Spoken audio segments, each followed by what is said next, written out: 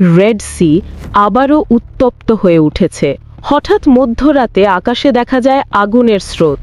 Houthi মিলিশিয়ার নতুন ক্যামিকাজি drone US নেভির দিকে খুবই ভয়াবহভাবে ছুটে আসে, আর ঠিক সেই মুহূর্তে ইউএস ডিস্ট্রয়ার ইউএসএস কার্নি আকাশ ভেদ করে ছুড়ে দেয় SM-2 মিসাইল।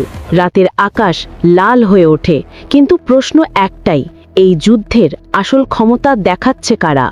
রেড সি এখন বিশ্বের সবচেয়ে বিপজ্জনক সমুদ্র রুট, কারণ প্রতিদিন হাজারো কার্গো জাহাজ, তেলবাহী পরিবহন, গ্লোবাল সাপ্লাই চেন সবকিছু এই রুটের ওপর নির্ভর করে।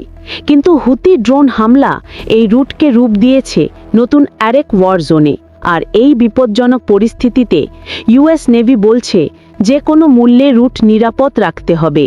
হুতি গ্রুপের নতুন ড্রোনগুলির নাম হল সামাদ 3, ওয়াইড অ্যান্টিশিপ ড্রোন আর কাসিফ 2K। এগুলি সস্তা কিন্তু ভয়ঙ্কর।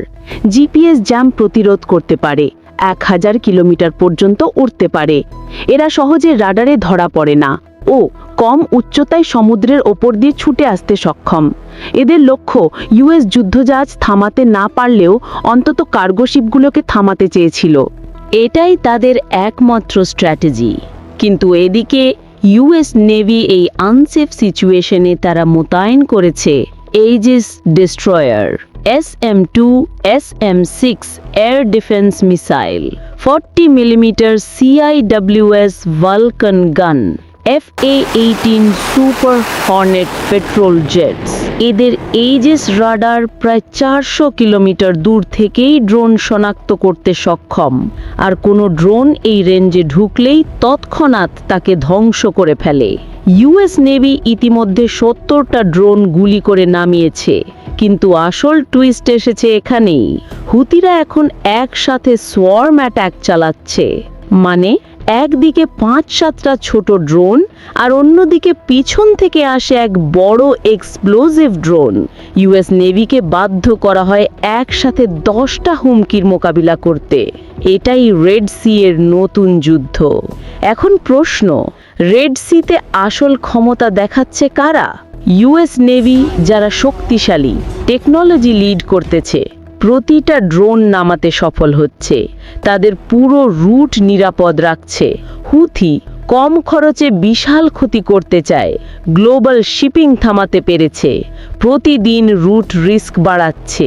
এই কারণে বিশ্লেষকরা বলছে এটা অসম যুদ্ধ, কিন্তু বিপদের ওজন বেশি হুতির ড্রোনেই। বিশ্ব অর্থনীতির 15% রেড সি দিয়ে যায়। এ রুট যদি থেমে যায় তাহলে 3 দিনের মধ্যে তেলের দাম বেড়ে যাবে, 5 দিনে কার্গো ট্রেডে বিশাল ক্ষতি হবে, 7 দিনে গ্লোবাল ইকোনমি ধসে পড়বে। তাই এই রেড সি শুধু যুদ্ধক্ষেত্র না, এটা এখন পৃথিবীর সবচেয়ে ভঙ্গুর শ্বাসনালী।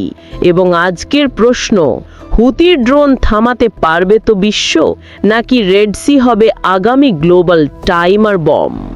বিশ্বের গুরুত্বপূর্ণ ঘটনা, যুদ্ধের আপডেট আর আধুনিক প্রযুক্তির বিশ্লেষণ সম্পর্কে জানতে TMX এক্সপ্লেনের সাথেই থাকুন। চ্যানেলটি সাবস্ক্রাইব করুন। আমাদের সাথে আবার দেখা হবে পরের ভিডিওতে। সে পর্যন্ত ভালো থাকুন, সুস্থ থাকুন। আল্লাহ হাফেজ।